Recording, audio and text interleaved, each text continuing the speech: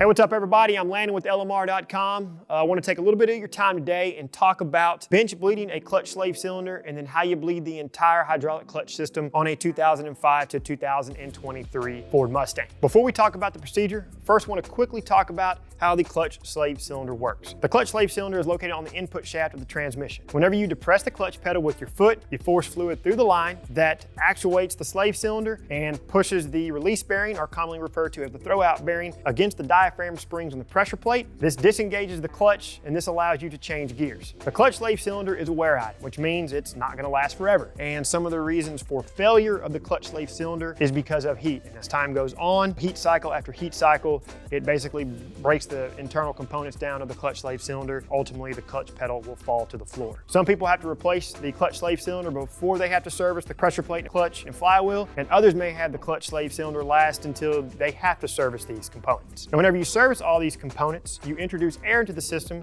which means you have to bleed the entire system, including bench bleeding the new clutch slave cylinder, when you go about replacing all of these components. This procedure is very easy to do, and the method we're going to show today, that's depressing the clutch pedal with your arm or with your foot. If you have a vacuum bleeder, you know how to use it, by all means, go for it. Make sure you pay attention to the correct brake fluid for your application. Whether it calls for .3 or .4. 2005 to 2023 Mustangs, they call for different brake fluids throughout that year range. Today we're going to be working on this 2013 Mustang GT, but the basic principles related to what we're doing can be used for the other applications as well. As always, I'll leave a list of tools down in the description, as well as a few other videos if you want to check them out. Those videos are going to pertain to how to remove and how to install a transmission, clutch, pressure plate, flywheel, rear main seal replacement, and its related components. So with all that good stuff out of the way, let's move on to the procedure. So with the transmission already removed from the car, you want to use a 12mm line wrench to loosen the tube nut from the slave cylinder. Loosen and remove the two 8mm bolts securing the slave cylinder to the transmission. Remove the slave cylinder and set it aside. Use a flathead screwdriver to depress the tabs on the clip securing the hard line to the transmission. Maneuver the hard line to remove it from the transmission. Separate the plastic clip from the hard line and reinstall it back into the transmission. For those of you that may reuse the existing slave cylinder, make sure to remove the old fluid. Depress the cylinder to push out the fluid and hold it for a few seconds. Give it a shake and then repeat the process one more time just to be sure you remove as much of the old fluid as you can. Reinstall the hard line back onto the slave cylinder and then it's ready to be bled on the bench. Place the new slave cylinder on a workbench and remove any tags or labels. Pour the correct brake fluid for your application into a small cup and submerge the end of the hard line into the fluid. Slowly actuate the cylinder to bleed it. If needed, add more fluid to your cup so the cylinder doesn't pull in any air. Position the slave cylinder into place and verify that the tab engages.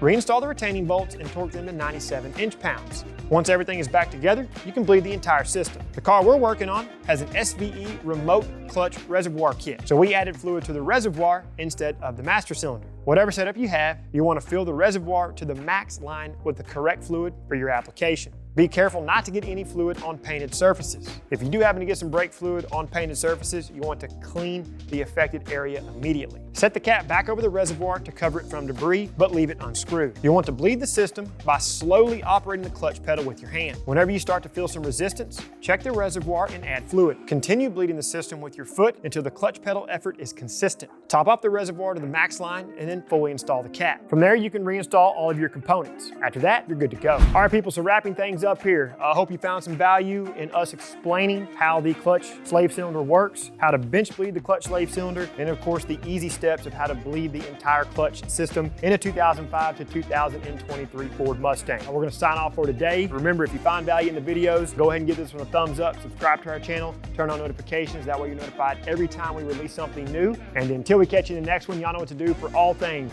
S197 and S550 Mustang. Keep it right here with the real enthusiasts, LMR.com.